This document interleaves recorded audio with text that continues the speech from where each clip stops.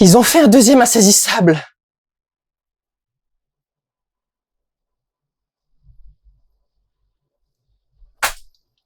Ils ont fait un deuxième insaisissable. Ils ont fait une suite à cette daube. Évidemment qu'ils ont fait une suite. Le premier a fait 300 millions d'entrées. Mais... insaisissable! L'excuse la plus in your face pour faire un scénario où on en a rien à foutre de ce qu'on écrit parce que ta gueule c'est magique. C'est la base du scénario, c'est ta gueule c'est magique, on s'en fout, nos personnages sont des magiciens, pas des magiciens genre Doctor Strange, hein, un mec qui découvre, je parle de Doctor Strange, un mec qui découvre qu'il a des pouvoirs et des machins, non, des magiciens. Les mecs qui fonctionnent avec des trappes, quand ils font des shows et des miroirs et des machins, et ils en font des vrais magiciens, encore une fois.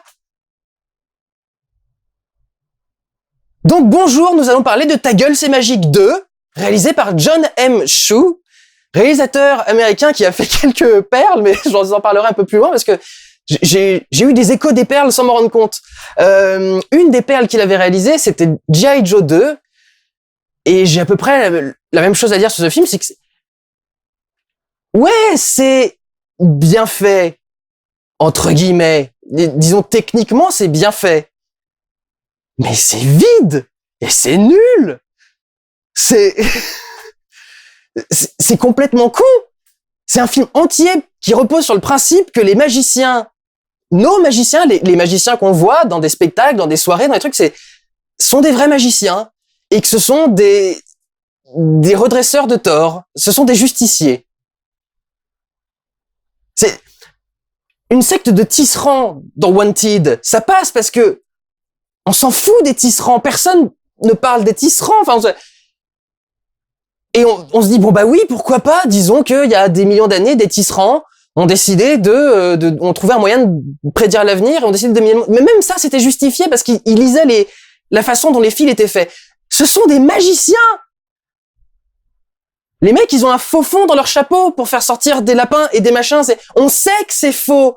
Vous allez me sortir Lucie parce que vous allez me dire, 10% d'esprit, ça marche pas, on n'en sait rien. On ne sait pas comment le cerveau fonctionne. Il y a 10 ans, cette théorie était vraie. C'était considéré comme vrai. Et après, on s'est dit, tiens, on ne sait pas comment marche le cerveau. On sait pas ce que ça ferait d'activer le cerveau à 100%. On n'en sait rien. On sait même pas comment l'activer à 100%. On sait même pas ce que ça représente d'activer le cerveau à 100%. Ça veut dire quoi? Ça veut dire que tous les neurones sont en marche? Ou ça veut dire que tous peuvent s'activer? Ou ça veut dire que, on n'en sait rien de ce que ça veut dire. Les magiciens, on sait que c'est faux! Putain de merde! Que c'est que de l'illusion d'optique. Et, ce que je comprends pas, c'est que ce film en particulier, le dit aussi. C'est-à-dire que, d'un côté, ils vous disent, oui, on a des trappes, et on a des machins, et on a des faux trucs, mais d'un autre côté, on fait aussi de la vraie magie. C'est-à-dire que... Alors, il va falloir que je le reprenne depuis le début, parce que j'ai presque pris des notes pendant tout le... Je sais pas combien de temps à faire ce vlog. Je m'autorise à faire un lâcher-prise complet, ne léchez pas les prises. Un lâcher-prise complet. Je vais dire tout ce qui va pas. On va faire spoiler. Parce que, dès le début du film, ça va pas. Mais c'est pas un tour de magie, mais c'est pour vous dire à quel point le scénario est mal écrit. Le début du film commence, il y a le père de Dylan. Vous vous souvenez de Dylan? C'est celui qui est joué par Mark Ruffalo dans le premier film. L'agent du FBI. Il y a le père de Dylan qui fait son tour, le tour qu'il a fait disparaître au début de ce film. Et on commence en suivant un gamin dans la foule qui est en train de courir comme ça, en train de traverser la foule, et qui finit par arriver, par passer les pelotons de sécurité et par faire « Hey papa !» Et donc le gosse c'est Dylan. Et le père le voit arriver et fait « Oh mon fils, tu as pu te libérer » ou enfin t'as réussi à venir ou un truc dans ce genre-là. Et dès que le film commence, moi j'ai un truc qui démarre dans mon cerveau qui fait « Où est sa mère? Tu l'as laissé venir tout seul? D'où il vient? T'as demandé à ton gosse de venir de là où il était? Est-ce qu'il venait de l'école? Est-ce qu'il était à la maison déjà? Est-ce qu'il était ailleurs chez une nounou? S'il était ailleurs, pourquoi personne ne l'a amené ici? T'as fait traverser ton gosse toute la ville, la foule qui est venue, le cordon de sécurité, on sait jamais, le cordon de sécurité aurait pu ne pas le faire passer, t'aurais fait quoi s'ils avaient arrêté ton gosse au milieu du truc? Et ensuite, quand tu le vois, tu fais « Ah, mon fils, je suis un très mauvais père, mais tu as survécu, tu es arrivé jusqu'à moi. » C'était quoi c'est débile! Je sais que ça existe. Enfin, j'ai déjà vu ce début de film dans d'autres films. Mais ça avait jamais eu l'air aussi peu crédible. Il y avait toujours quelqu'un qui accompagnait le gosse, au moins, qui après lâchait sa main dans la foule et courait retrouver son père. Mais au moins, à la base, il venait accompagné par quelqu'un, putain. On fait pas venir son gosse comme ça sans rien. Le gosse a 8 ans, 7 ans, je sais pas ce qu'il a. Donc, ouais, tu peux peut-être les faire sortir tranquille dans la ville, mais qu'est-ce qui t'empêchait de l'avoir avec toi, ton gosse, pendant que tu te préparais? C'était quoi Et évidemment, enfin, je veux dire, à chaque fois qu'il y a un trou de scénario, on peut trouver 17 000 explications de scénario. Le problème, c'est que c'est le film qui doit la donner. C'est pas à nous de chercher. À moins que ce soit très précisément un truc qu'on a à chercher, mais en principe, c'est pas à nous de chercher. Alors ensuite, on va continuer, on va commencer à y aller. Il y a un résumé du film précédent, au cas où on saurait pas trop et de quoi on se lance. On va voir Silly Sap 2 parce qu'on n'a pas eu le premier.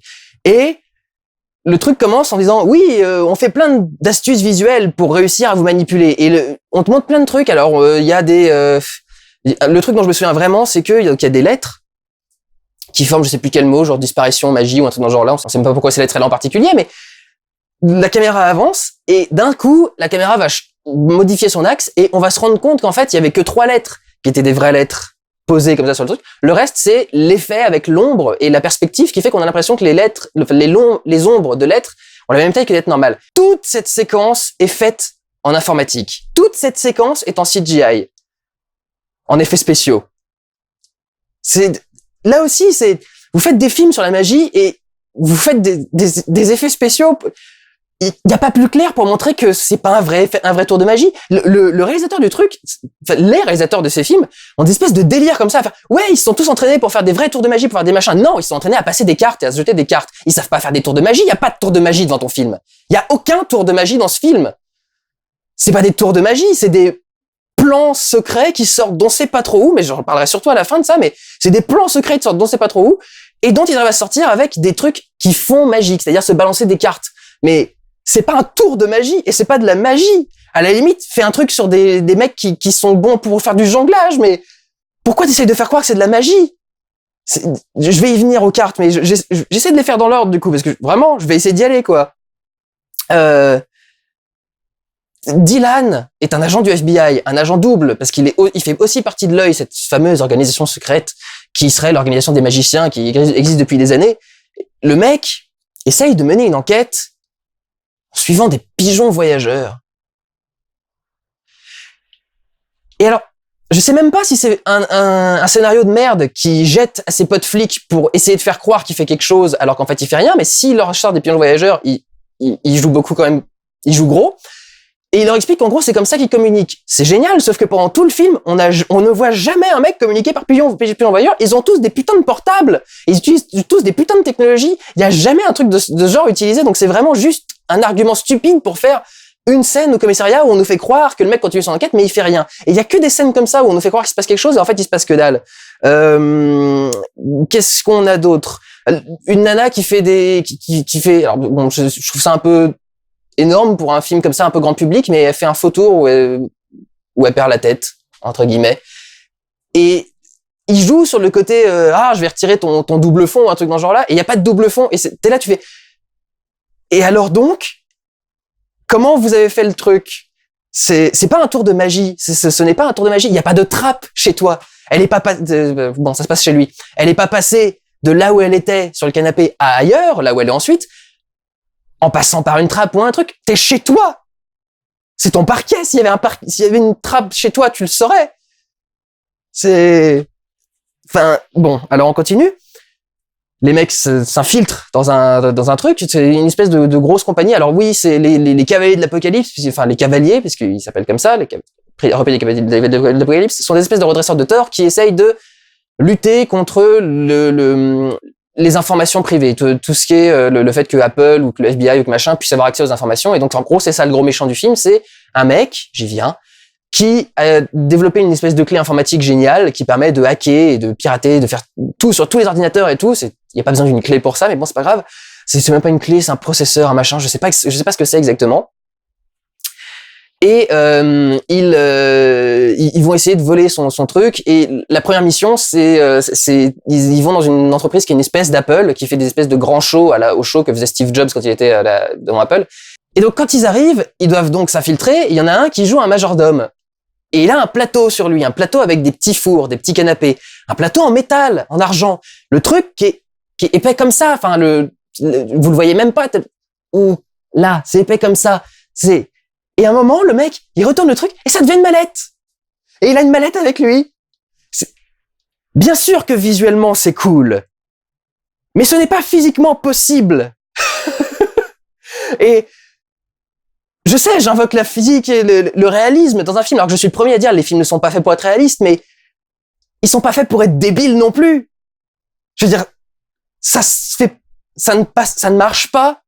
Personne n'arrive à te faire croire en tenant une mallette comme ça sur sa main, même avec le meilleur jeu de comédien du monde, qu'il a une mallette de 1 mm, qu'il a un plateau d'1 mm d'épaisseur avec 4 petits canapés dessus, alors qu'en fait, il a une mallette de 5 cm au-dessus qui met sur sa main ensuite. C'est débile! C'est même pas un tour de magie, ou si, c'est vraiment de la magie, mais alors de la magie. Et à ce moment-là, faites des histoires avec des magiciens. Pourquoi vous voulez absolument nous dire que c'est des magiciens de base? Alors, le truc, c'est que c'est des magiciens de base qui sont constamment à faire des performances, qui sont connus dans le monde entier, et qui sont censés être morts et passer inaperçus depuis 1 an. Et ce qui est génial, c'est que il joue vraiment dessus. C'est-à-dire qu'il y a le personnage de Jack qui est joué par le frère Franco. C'est pas James, c'est je sais plus, le frère Franco. Et du coup, je suis désolé. Il se promène dans une foule. Et à un moment, il y a un projecteur qui est braqué sur lui. Et on fait, hey, il est là, c'est Jack, c'est le mec qui a disparu. Et tu fais, et toute la salle se retourne et fait, ah, Jack, toute la salle. Et tu regardes le truc, tu fais, et ce mec-là est passé inaperçu pendant 1 an. Ce mec-là a réussi. Dès que ce mec lève la tête, il y a 10 nanas qui le reconnaissent. Et alors, je vais en parler maintenant parce que c'est pas nécessaire de le faire traîner, mais ça, c'est l'effet de John M. Chu. John M. Chu est connu, entre autres, pour avoir les G.I. Joe, mais aussi Jem et les hologrammes et Justin Bieber, ou en tout cas 2 films sur Justin Bieber. Je sais même plus comment il s'appelle, mais je crois que c'est Never Say Never et puis un autre truc sur une tournée, mais enfin. Et alors, il a saisi le bieberisme de la foule. Et la foule est filmée comme une foule de Justin Bieber. À chaque fois qu'il filme la foule, il fait un plan sur 2 pétasses, toujours 2 pétasses, rarement des mecs, et des pétasses parce qu'elles sont là et elles sont ah, c'est Atlas, c'est Dylan, c'est machin. Aucun magicien ne crée des mouvements de foule comme ça. Et le film se repose souvent sur les mouvements de foule que créent les magiciens. Et non! Juste non! Ensuite, et même sur les trucs crédibles, parce que par exemple, dans l'équipe, il y a un hypnotiseur. C'est McKinney, je crois, c'est le mec qui est joué par Woody Harrelson, qui d'ailleurs dans ce film a un jumeau aussi, qui joue avec un jumeau. C'est un sketch. Le but est, enfin, c'est clairement avoué, c'est un sketch. Le but, c'était qu'il y ait 2 Woody Harrelson qui se fassent la guerre dans le film. Et il hypnotise les gens. Mais même au niveau de l'hypnose, ils font des trucs qui sont aberrants. Il y a un mec qui se fait hypnotiser par une boîte de pizza.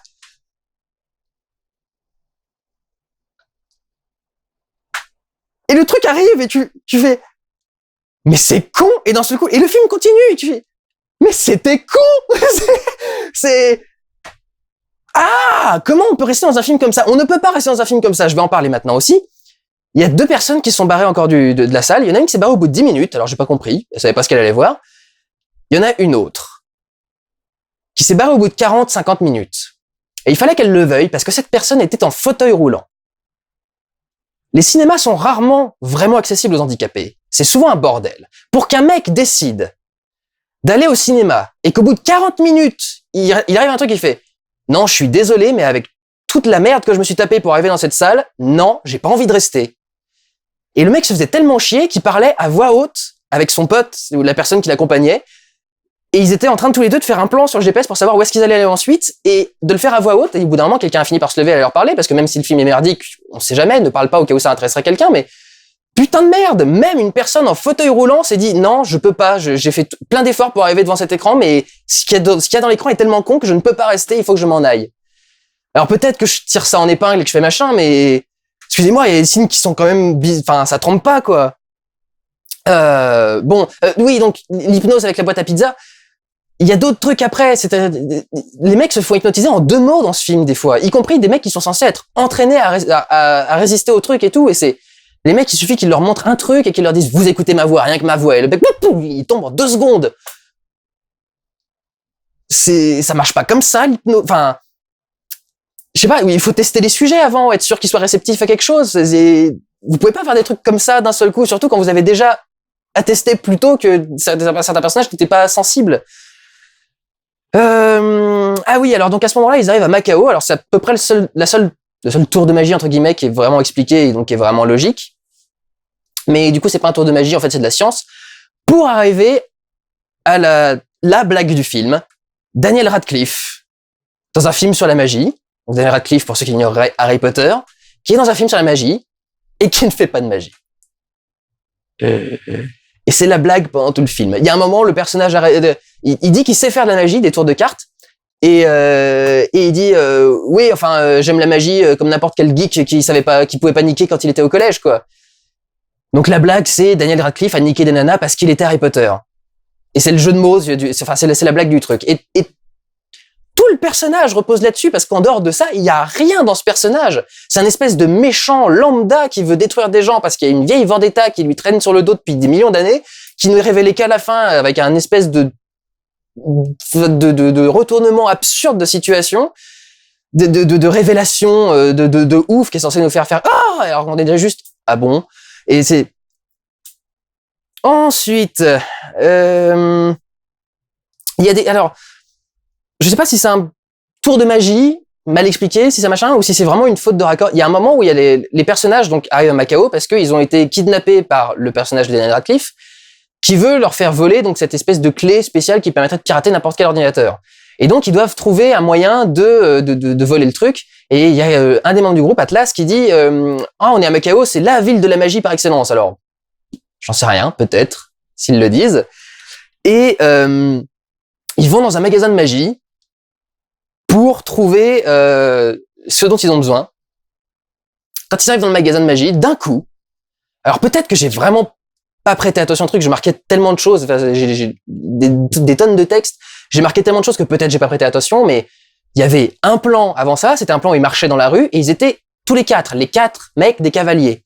Et d'un seul coup, quand ils arrivent dans le magasin, le jumeau de McKinney débarque. Il était pas là avant, ou vraiment peut-être que j'ai loupé un truc, mais il était pas dans les plans d'avant, et d'un seul coup ils arrivent dans le magasin, et le mec est avec eux, et il prend son frère pour partir avec lui faire un autre truc. Je crois qu'il y a une scène qui a été coupée, qu'ils ont oublié de mettre, ou un truc que j'ai vraiment loupé. Peut-être que c'est un truc que j'ai vraiment loupé. Alors voilà, c'est le seul reproche que je mets entre parenthèses, parce que peut-être effectivement j'ai loupé une image, mais je crois bien que le frère sort de nulle part d'un seul coup dans le magasin de magie. Et quand même, merde quoi. Et il essaye même pas de dire qu'il a fait une téléportation, hein, c'est juste non, je suis là. Donc vraiment, peut-être que je me suis gouré parce que ça me paraît tellement aberrant, mais je crois qu'ils sont 4 avant et d'un seul coup dans le magasin ils sont 5 avec le jumeau. Ou peut-être que je les ai pas reconnus parce que comme ils se ressemblent, j'ai confondu les deux Harrelson quand ils étaient dans la rue, mais je crois pas. Vraiment, je crois pas. Ensuite, on arrive au cœur de l'intrigue, c'est le moment où ils volent la fameuse carte informatique géniale. Alors je sais plus, je crois que c'est un processeur quantique, mais je suis même pas sûr que ce soit un processeur quantique. Et pour commencer, il y a d'autres trucs avec la sécurité. Il y a un portique métallique, donc il faut qu'ils arrivent à rentrer dans le truc sans avoir de trucs métalliques sur eux et à faire sortir le processeur qu'ils disent être métallique, mais alors vraiment je sais pas où est-ce qu'il y a du métal sur le truc. Ils arrivent dans ce truc et il y a toute une scène qui a vraiment j'ai perdu la conversation, je comprenais pas ce qui se passait. Il y a des gens qui arrivent, qui se font passer pour quelqu'un, un riche je crois, et quelqu'un se fait passer pour un docteur. Et ça passe, je sais pas à quel moment, mais ça passe de Atlas à Lula, qui est un nouveau personnage. Alors, il y avait une fille dans le premier, mais elle était enceinte pour le tournage de la suite, donc elle a été remplacée au dernier moment par une autre bimbo, qui avoue clairement qu'elle joue la bimbo, il joue beaucoup là-dessus. Au moins, les dialogues sont pas trop mauvais, mais à ce passage-là du film, le dialogue n'a aucun sens. Ça passe du mec à la nana, qui est d'un seul coup le centre du truc, et il y a aucune chance pour que qui que ce soit laisse passer tout ce qui se passe dans cette scène. Aussi bien le mec de la sécurité au début quand il les vérifie, qui fait venir tout le monde, qui leur parle, qu'ils ont tous leurs échanges leur espèce de jeu de bluff pour faire croire qu'ils sont les bonnes personnes qui peuvent venir, etc. Tout ça pour mener à une révélation en toute fin de film qui est débile. C'est plus de l'ordre d'un sketch que d'une vraie révélation. Et par la suite, il joue tellement longtemps sur cette. Vous l'avez vu dans les bandes annonces, c'est toute la scène où ils se balancent des cartes comme ça chacun les autres. Je vais vous expliquer pourquoi ils se balancent des cartes, vous allez voir. Et il joue sur cette scène pendant 10 minutes. Le réalisateur, je pense qu'il est persuadé qu'il a fait une scène qui est à peu près du même niveau que la scène des fils suspendus dans Mission Impossible, réalisée par De Palma. Je pense pour lui, c'est aussi intelligent ce qu'il vient de faire. Et c'est pas intelligent du tout. Et au bout d'un moment, il se passe tellement de trucs, il y a tellement de trucs qui font douter tous les mecs qui vérifient les sécurités, qui les palpent, qui les machins, et ils se font palper, mais pendant 10 minutes non-stop. Et au bout de 10 minutes non-stop, le mec il fait « Oh, c'est bon, allez-y. » Pendant 10 minutes, vous avez eu des doutes sur chaque mouvement que les personnages ont fait, et d'un seul coup, vous les laissez partir. C'est débile, c'est ahurissant. Et vous voulez savoir le plus ahurissant de tout, pourquoi est-ce qu'il se passe une carte? Parce que quand le mec va en dessous de l'ordinateur et retire le processeur, qui est donc un truc à peu près épais comme ça, je sais pas exactement, enfin ça ressemble à un disque dur, non pas un disque dur, les nouveaux disques durs très très plats peut-être, mais c'est tout plat, ça ressemble à une grosse carte, ça ressemble à un jeu de Core Graphics, de Super Graphics, si vous savez ce que c'est, de PC Engine. Et il retire le truc et il la plaque sur une carte à jouer, une carte de jeu de cartes quoi. Et il y a un cut sur lui qui regarde. Et quand on a le retour du cut, et ben le processeur a disparu. Il n'y a plus que la carte à jouer. Et il l'applique comme ça, en faisant un petit sourire genre ça y est. Qu'est-ce qu'il vient de faire? Est-ce que vous essayez de me dire que le mec a fusionné une carte à jouer avec un processeur d'ordinateur? Mais va te faire foutre, film de merde! Mais c'est abrutissant comme scénario! C'est débile! Ta gueule, c'est magique! C'est pour ça que je vous dis que ces films s'appellent Ta gueule, c'est magique! Ça n'existe pas! Ça n'est pas possible! Même si on doit essayer de me faire croire que par magie, il a réussi à fusionner les deux trucs, ce n'est pas possible! Et la carte est souple, et tout le jeu ensuite, quand il se la passe, quand il se l'envoie, quand il machin, c'est que la carte est souple. Si vraiment vous avez un processeur informatique dedans, même si vous avez fait un espèce de tour de passe-passe pour pas qu'on la voit, qu'on ne voit que la carte de magie, vous ne pouvez pas plier la carte, sinon vous pliez le processeur en même temps. Ah! Et la scène dure 10 minutes parce que le mec en est fier, il est persuadé que ça marche le truc, l'échange de cartes et machin, et peut-être que ça marche parce que je vous dis, c'est pas mal réalisé comme film. Et je crois que c'est ça le pire. C'est vraiment la définition du blockbuster, de la saloperie de blockbuster. Le blockbuster qu'on déteste tous, moi compris, moi qui suis fan des blockbusters. Le blockbuster qui est vide, mais qui met plein de trucs qui brillent et qui sont jolis à regarder. Parce que comme ça nous divertit pendant 1h30 et peut-être qu'on ne va pas se poser de questions sur la débilité du scénario.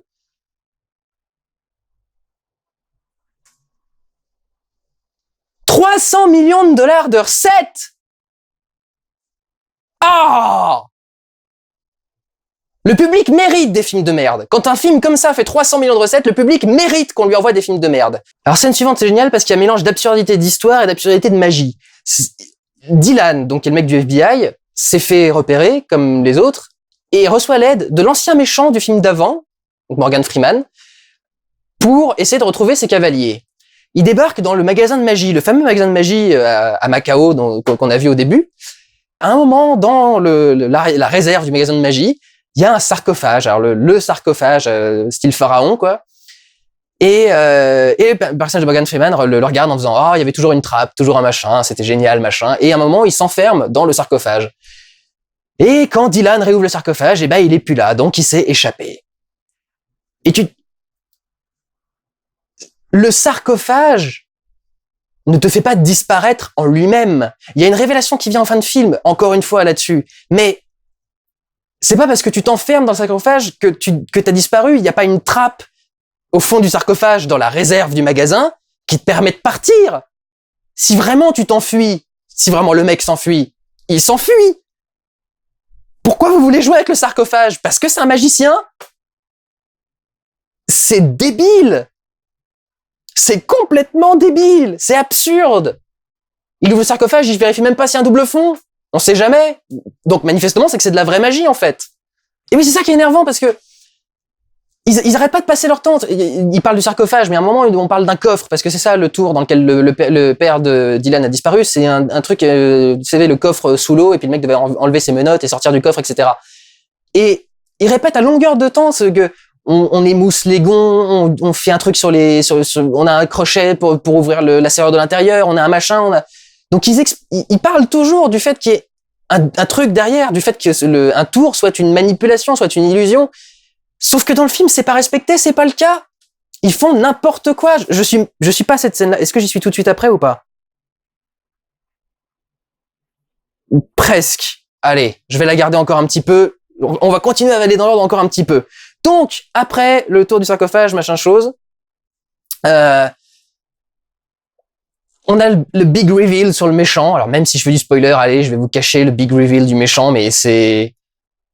En gros, c'est la même histoire qu'un autre personnage du Cavalier, adapté à autre chose, et là encore avec un visage connu. Donc c'est, en gros, tous les personnages du film d'avant ont retourné leur veste dans celui-ci.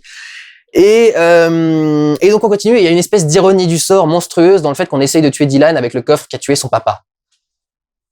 Et t'es là, je m'en fous de Dylan.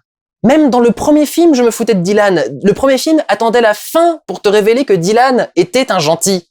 Un gentil, qu'il était avec les cavaliers, que c'était un des magiciens et que c'était pas un des mecs qui essayait de les arrêter. Et encore, pourquoi est-ce que les magiciens étaient gentils? Parce qu'ils redistribuaient l'argent aux gens. Oui, d'accord, c'était pour ça qu'ils étaient gentils. Donc, à la fin, on voyait que c'était un des gentils aussi. Et dans ce film-là, c'est pareil, genre, ils évoquent régulièrement, le film s'ouvre sur la mort de son père, mais pendant le reste du film, on l'évoque quasiment jamais, sauf quand il tombe devant le coffre. Il y a aucun intérêt à... On s'en fout du passé du père de Dylan, enfin c'est... Et du passé de Dylan en particulier, et de sa vendetta à la con, enfin genre le mec en veut, donc au méchant du premier film, d'avoir apparemment forcé son père à faire de la magie, mais enfin c'est... Son père l'a fait tout seul, le tour de magie. Quelle vengeance il y a à avoir? À la limite, le pire qui a pu arriver, c'est qu'il ait raté son tour. C'est pas la faute de qui que ce soit à part son père. Et c'est... Ouais, ça pourrait être le chemin du personnage. Le problème, c'est que le film se concentre pas assez dessus pour que ça puisse être une quête valable. Le personnage est juste là pour sortir les magiciens de certaines merdes et pour faire un twist à la fin en faisant « Hey, what a twist, c'était moi !» Et c'est... On s'en fout de leur histoire. Vraiment, c'est des personnages coquilles, quoi. On se fout de tout ce qu'ils peuvent raconter. C'est pas un problème. Ils sont là que pour faire avancer le scénario. Ils sont là pour rien d'autre. Et alors, il y a des trucs qui sont ridicules juste pour le plaisir d'être ridicules. Genre, ils ont des nouveaux alliés chinois. Et donc, à un moment, ils vont mettre en place leur mission. Il y a une espèce d'énorme montée orchestrale où ils célèbrent leur plan en buvant du thé avec leurs nouveaux amis chinois. Et alors ensuite, on arrive au truc qui m'a fait péter un câble. Et depuis la bande-annonce, ça m'a fait péter un câble. Et je me demandais comment le film allait expliquer, mais encore une fois, la façon de rendre le truc fait que c'est crétin de A à Z. C'est marqué dans la bande-annonce. Il y a un moment où Atlas arrête la pluie. Et si c'était la seule connerie, mais c'est que il révèle en fait à un moment que, en vérité, il y a des sprinklers qui font tomber de l'eau, donc il n'y a pas de la vraie pluie en fait. Ce qui n'empêche pas les Londoniens d'avoir vraiment des parapluies sur eux, ce qui est quand même étrange, et ce qui n'empêche pas que, alors que plusieurs plans sont complètement faux raccord au niveau de la pluie, c'est-à-dire que, en fait, ils sont tous en train de commencer un spectacle aux quatre coins de la ville. Et il y en a 3 qui sont dans un endroit où il pleut pas, et lui qui est sous une averse, mais alors une averse, quoi, un truc monstrueux, et il te révèle à la fin que, non, il y a des sprinklers autour. Oui, très bien, sauf qu'il y a eu 2 ou 3 plans qui, sans doute pour qu'on continue à croire autour de magie d'Atlas, mais pas du tout pour des soucis de crédibilité et de cohérence, a fait des plans avec des raccords pluie. Donc des grands plans aériens sur des grandes villes, sur des grandes rues, sur des rues entières, où on voit la pluie qui tombe, comme s'il y avait une vraie averse. Sur un quartier de Londres uniquement, et pas sur toute la ville, et alors que cette averse est artificielle, créée par un magicien. Magicien qui empêche la pluie de tomber. Le mec arrête les gouttes de pluie, les fait remonter, et ensuite les fait partir dans tous les sens, et à la fin il t'explique quoi? Que c'était un jeu avec de la lumière et des projecteurs? C'est-à-dire que on se fout même pas de la gueule du monde pour le tour de magie, on se fout de la gueule du monde en révélant la supercherie. Ça ne marche, ce n'est pas possible, ça ne marche pas, on ne fait pas remonter l'eau, même avec le meilleur jeu de lumière du monde, on ne peut pas faire remonter ou basculer l'eau, ça n'existe pas. Et c'est d'autant moins crédible que pendant toute cette scène, la pluie est numérique, et que donc, on nous vend ça comme quelque chose de réaliste. On nous dit, Atlas, vient d'arrêter la pluie. Ça peut même pas passer pour un trucage, un truc fait avec des lumières et des projecteurs et des machins, c'est physiquement, l'image est imprimée sur la caméra, on a vu la pluie s'arrêter. C'est-à-dire que non seulement c'est pas de la vraie magie, mais c'est pas de la vraie fausse magie non plus.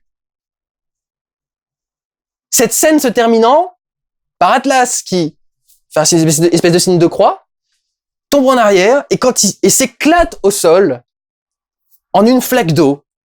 Et le mec s'est téléporté. Et là encore, il n'y a pas de trappe sur une place publique avec des pavés.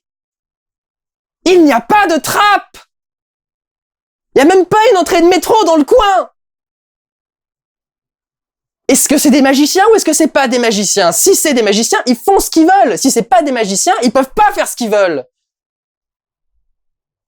Mais c'est pas des magiciens ou des faux magiciens. C'est ta gueule, c'est magique. Et on a mis des magiciens comme ça nous excuse absolument tout ce qu'on fait et on peut juste faire un truc super classe et super cool en ayant rien à foutre que ce soit crédible ou pas. C'est aberrant. C'est aberrant comme histoire. C'est aberrant comme film et comme scène. Et comme façon de fonctionner. C'est même pas créer sa propre logique, faire un truc dans, c'est juste aberrant, ça n'a aucun sens.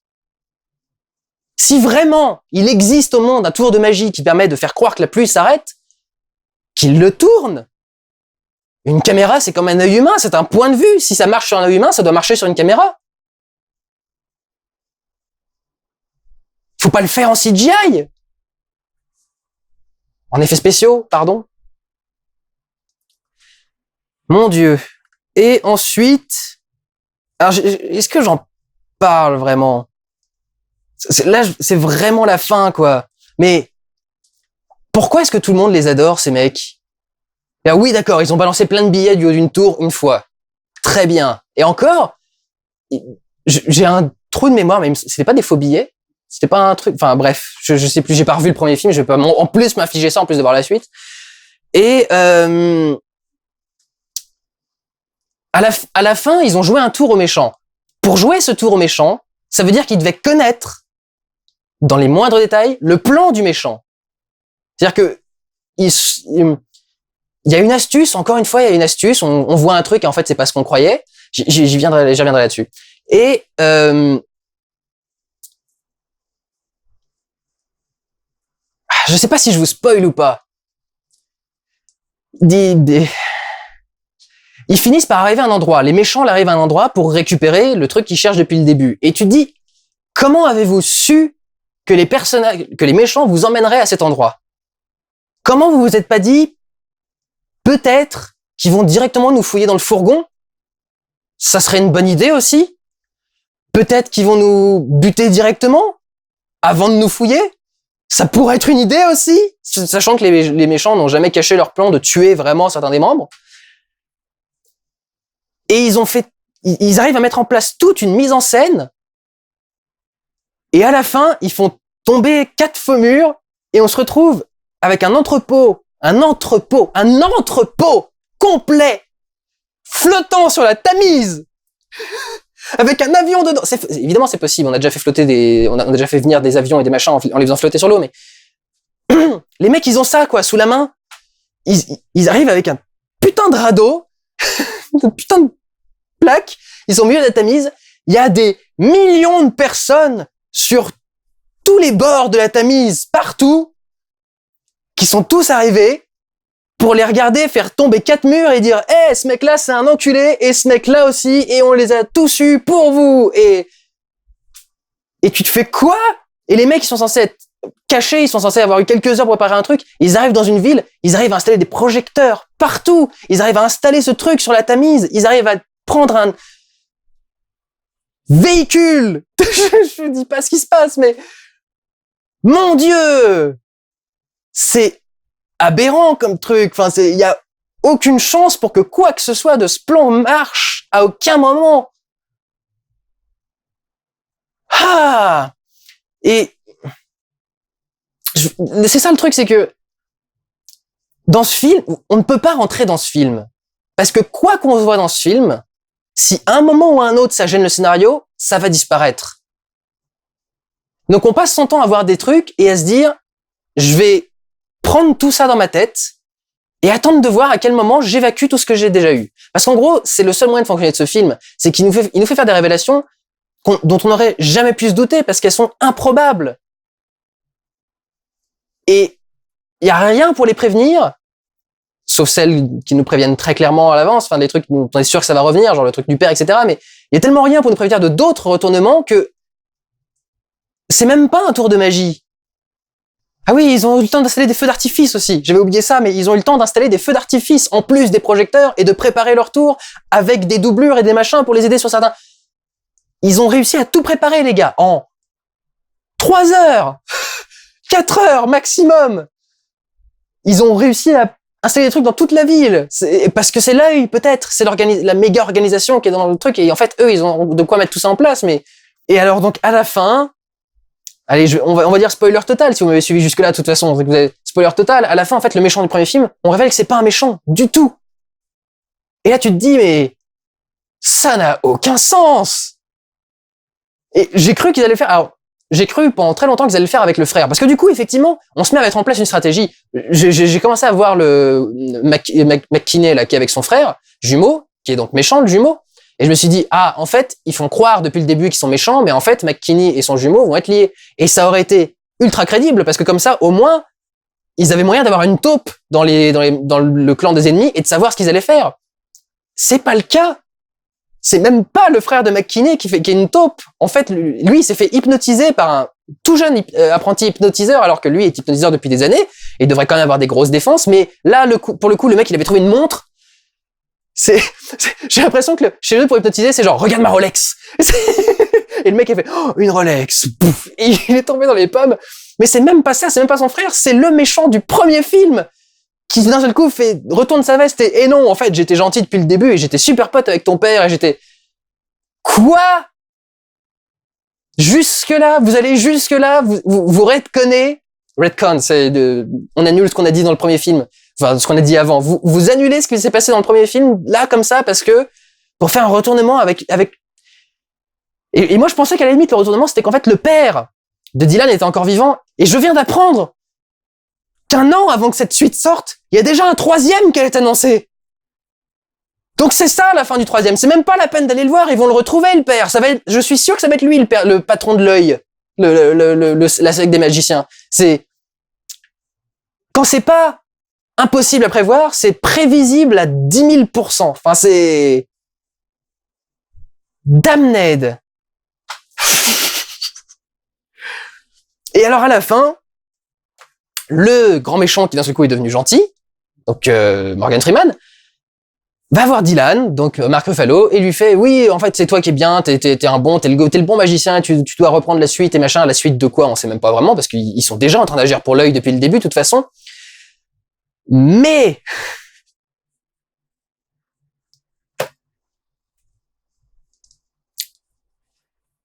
ça vient de me sortir de la tête. Je vais faire exprès, je vais pas couper ça. Je viens de vérifier, ça vient de me sortir la tête tellement c'est pas représentatif de Dylan. Quel est le pouvoir magique de Dylan? Quel est le tour de Dylan? Pourquoi est-ce qu'il est reconnu par tous ses pairs et maîtres comme étant un bon magicien? C'est le seul mec de tout le film qui ne fait jamais un tour de magie. Je sais pas ce qu'il fait comme tour de magie. Son meilleur tour de magie, c'est d'envoyer les flics ailleurs. Et dans ce film-là, en plus, ça marche même plus parce qu'il le croit plus. Oh oui! Putain, pourquoi je l'ai pas noté?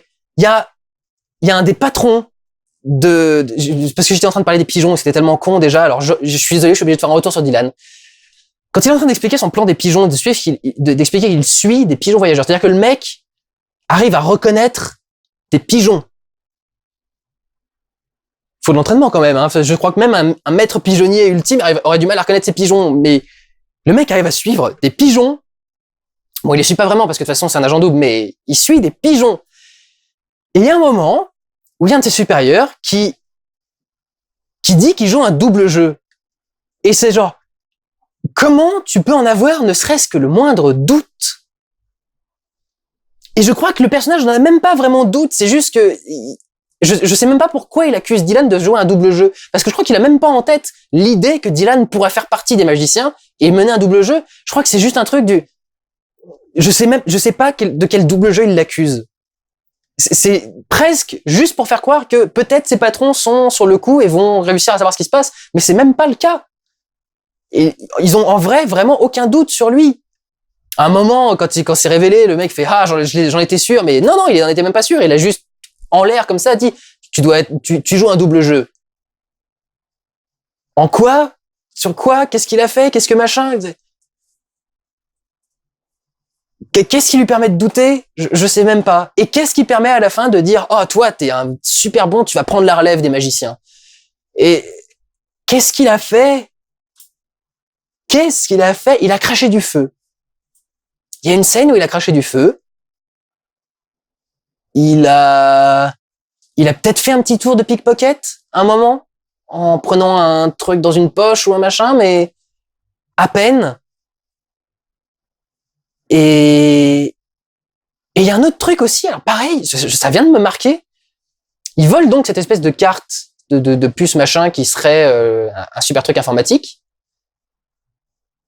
Et à un moment du film, ils doivent du coup mettre en place le plan pour gruger le méchant, lui faire croire qu'il... on s'en fout, spoiler. Ils arrivent dans l'entrepôt et ils se disent « Ah merde, c'est une fausse, c'est pas la vraie clé. » Vous savez, ils retirent le truc, le décalcomanie qui est dessus, quoi. Et la scène suivante, ils arrivent chez le truc avec Daniel Radcliffe, ils lui donnent une clé, le mec fait « Ah oui, c'est la bonne clé. » Ils sont tous genre surpris, quoi. Et après, c'est le big reveal du « Ah, en fait, non, on t'a manipulé et tout. » Et c'est...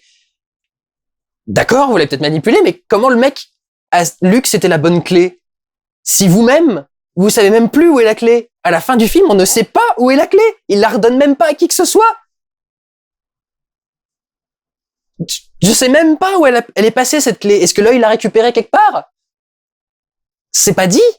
Ou alors je l'ai loupé, encore une fois, c'est comme le truc de Woody Harrelson, mais il me semble bien, quand même, que cette clé, qui est un peu la base de toute la merde, a complètement disparu à la fin du film. Une fois l'avion fait, quoi. Alors, ils ont été arrêtés par le FBI, oui, peut-être, mais elle est devenue quoi, la clé? Pourquoi est-ce que d'un seul coup, quand ils l'analysaient, c'était la bonne clé, alors que même les magiciens savaient pas que c'était la bonne clé, et on montrait que c'était une fausse avec un truc collé dessus? Est-ce que je suis fou? Est-ce que j'ai loupé un truc? Ou est-ce que vraiment ce film est une grosse daube?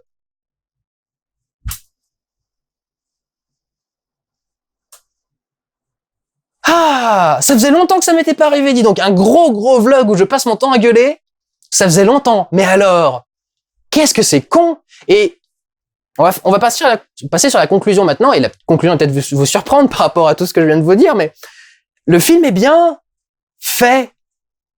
Et c'est ça le pire, en fait, c'est que comme le film arrive à être divertissant et à être visuellement intéressant et à visuellement nous tirer dans l'histoire, effectivement, on peut passer à côté du fait que le scénario soit un torchon, un véritable torchon, quoi. C'est un gosse qui a pris un gros feutre et qui a dessiné sur un torchon et il y avait scénario de Insaisissable 2. Et malgré tout, ouais, c'est bien réalisé. Il y a des beaux plans, les scènes d'action sont plutôt bien faites, les décors sont extrêmement bien recherchés, les décors sont magnifiques. Ils arrivent dans des endroits à chaque fois, c'est le lieu où ils doivent voler la carte, c'est un truc blanc métallique avec des lumières, des néons et des jeux de vitres et de reflets.